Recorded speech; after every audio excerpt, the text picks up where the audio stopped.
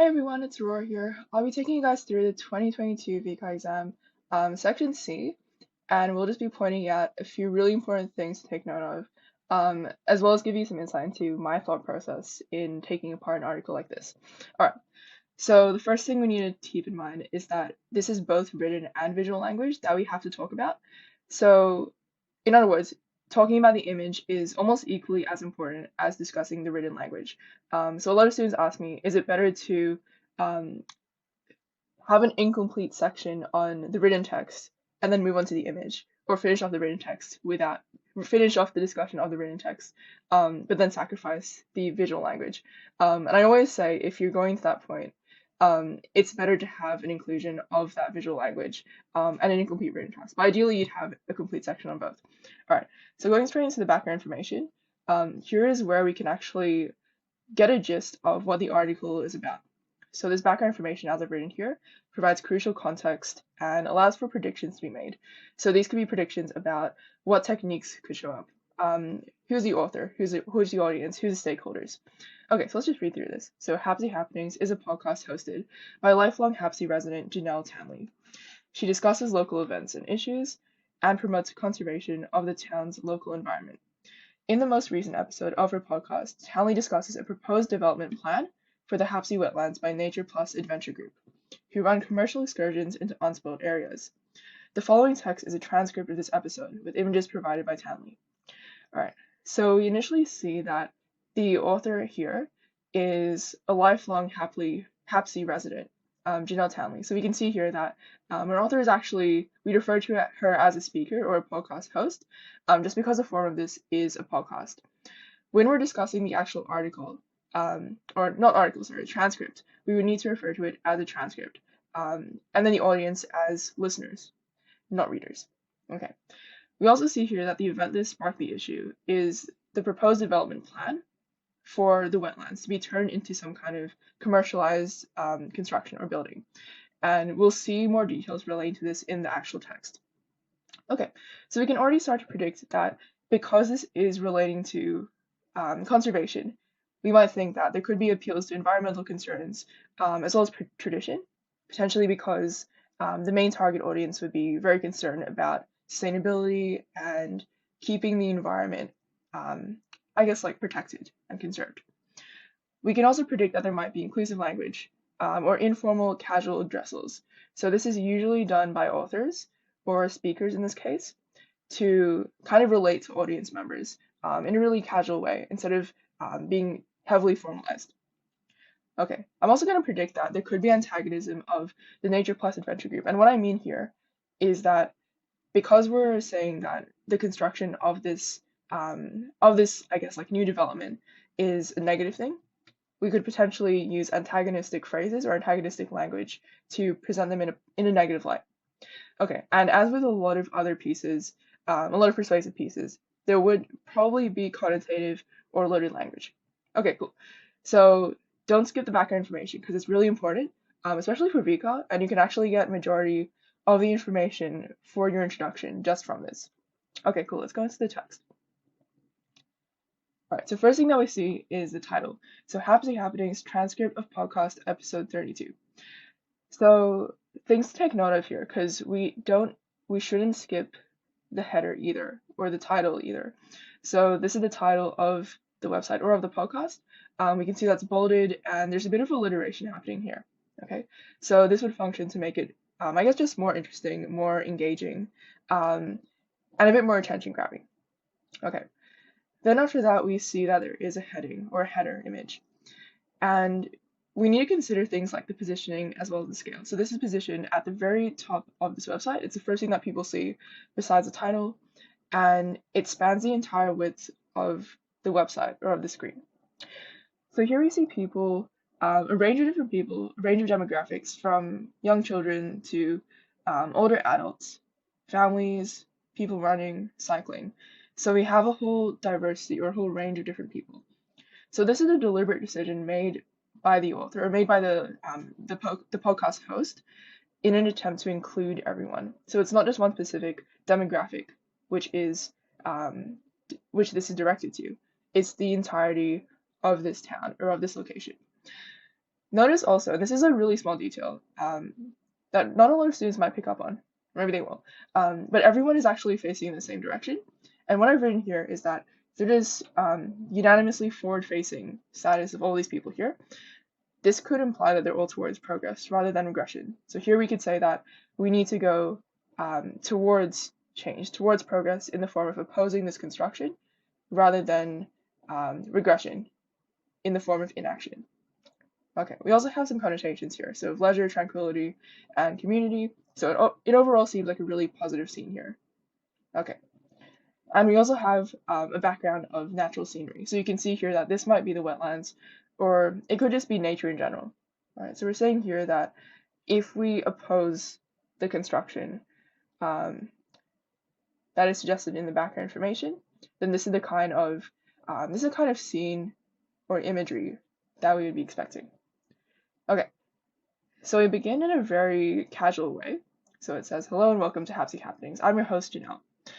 So it's a very warm introduction. We then say, I'm sure all of you listening have heard about the recent development plan that is being proposed for the Hapsy wetlands, one of the very last protected sanctuaries in this local region. Okay, so lots of loaded language here, lots of connotative language, and this actually increases the urgency for action. So it's almost saying as if this is the final opportunity for change to be made, because the rest of the opportunities, the rest of the, I guess like environmental places or like nature kind of like places that have existed before, they've already been ruined or detrimented by human impact. Okay, so this basically provides background information. I'm not going to go through every single thing, but just like the most important things.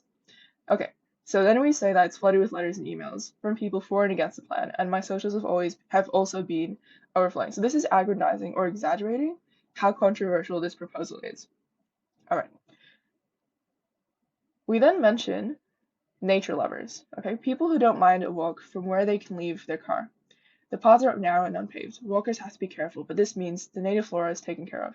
So what this does is it paints an almost idealized portrait of nature lovers. So it's already setting up that us versus them kind of discussion or mentality, okay? And it's also priming listeners for this created dichotomy or the setup of two different things between the old or the current kind of state of things with the environment protected and the new. So what will occur after this proposed change? Okay. We then use language that is intended to kind of antagonize developers. So this is already something that we've predicted at the beginning of the piece, and this has already come true. All right. So I've often seen people bring proposals for developments to cancel meetings, which are disguised as plans to protect the environment, claiming that they will provide access for people who would otherwise be unable to enjoy the natural beauty of the area. Okay. So here, this is a suggestion that the developers are merely putting on this guise of environmental goodwill. So basically, they're saying that they're just pretending to care for the environment, when in reality, they're just for money or they're self-interested. Okay, so we continue this kind of antagonism throughout this section over here. And notice how we gradually introduce a few more examples relating to capitalism. All right, so here we say that this serves the interests of humans and businesses rather than the precious environment. So what I've written here is that this is a semantic field of capitalistic destruction. So basically, this is just a fancy way of saying semantic meaning, I guess, like the style of writing or the area of writing, and then capitalistic destruction means the creation of businesses or things designed to bring about or to bring in money. But in reality, these are actually destroying the environment in the process. Okay. So here I've kind of like split this article into a few sections. And this would be our first argument here, which is essentially just setting up what the issue is and saying that we actually need to create some change in order to preserve our valued environment. Okay. Then from that, we have a shift here as we say that as locals, we are the guardians of this area. So a lot of glowing connotations. And if we're the listeners here, because we always have to put ourselves in the shoes of the listeners, we're starting to think that we're being implicitly equated to the protectors of this sacred land, right? There's a lot of connotations coming from this word. So many of us have worked tirelessly to protect these native plants and animals from all kinds of danger. Okay, so here we're saying that all the locals in the past have worked tirelessly and put in a lot of effort to protect the native flora and fauna. Okay, so the implication here is that if we delay action, this would actually jeopardize these same tireless efforts that the community have been working towards. Okay, so for the listeners here, we would kind of be, we would kind of like feel some kind of guilt, right? So then from this, we would then have a moral obligation to enact change, because if we don't, it would be a waste of all the efforts of the community. So it's a bit of appealing to a sense of community here. Okay. Then we have a progression from first to then and then inevitably here. Okay, so what we're doing here is saying that there's just a few steps that'll take us to increasingly detrimental outcomes. So first there's going to be machinery digging in, then they'll build footpaths and bike paths, and then one careless tourist. So just one example of the potential detriments. So one careless tourist will go stomping on a delicate fern to look at a frog and take out an entire species that is unique to our wetland. So a bit of exaggerating here. But what this does is it kind of shows things spiraling out of control. So if we don't take action, then this is the reality of what will happen. Okay, so that continues over here with the red text.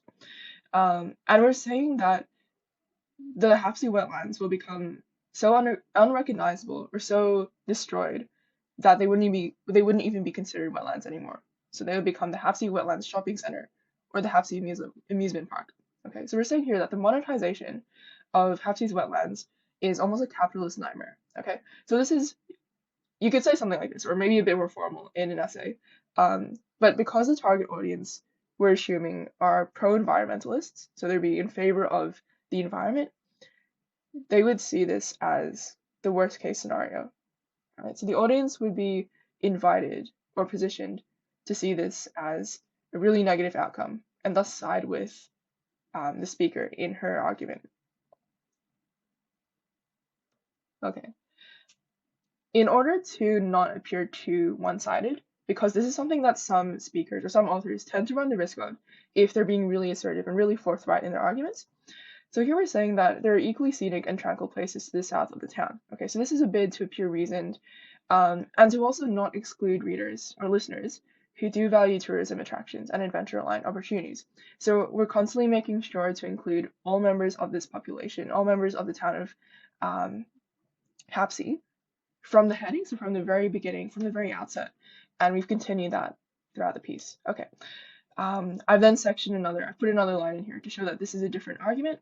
Okay, then we have an image. It's a really big image here. That's the first thing that I would mention when we're discussing this. Okay, so because this is a large image with the focal point being this bird with a piece of plastic in its beak, oops, we're saying here that this is kind of a microcosm, meaning like a small example which showcases what the larger idea, what the larger issue would be. Okay, so this is a microcosm of Townley's concern of human intrusion having undeniable detriments to the flora and fauna or the animals and plants of the wetlands. Okay, the fact that this is the focal point shows that we need to focus just on the animals, and this should be our main priority, our main focus, rather than everything else surrounding it. So you can see here that the background's blurred out as well. This piece of plastic that the bird is carrying symbolizes human impact through pollution, which is something that we're assuming will happen if we don't go against this proposal for the construction.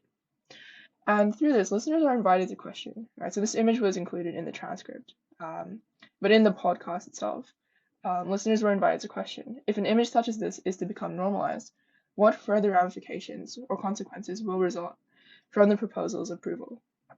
Okay, what this does is it also makes all of these statements previously more embedded more rigidly into reality. So this is something that could actually happen. So not only is it verbally communicated, it's also confirmed visually. Okay, so it's bringing the point home in an even stronger way. Okay, we then continue that us versus them mentality, or that kind of casting as the developers as the other through the use of these third person pronouns. So they, they see that cycling and boating as leaving a small footprint on the environment. They acknowledge that transporting equipment like bikes and boats will leave a bit of carbon footprint. Okay, then we end that off with the exclamatory phrase "believe that if you like." Okay, so here we're essentially villainizing the developers and saying that they don't actually follow their actions, so their actions don't align with what they're actually saying. Okay. The series of rhetorical questions here, they're very extensive, so pretty much every sentence here is a question. They continue to invite the readers or the listeners to question the veracity of Nature Plus Adventure Group's fundamental ethos. So we're actually targeting the very beliefs that they stand for, or that they say they stand for, and saying that because their actions don't align with their beliefs, we shouldn't trust a company such as this to not harm the environment. Okay, so we're painting them in a really negative light. All right.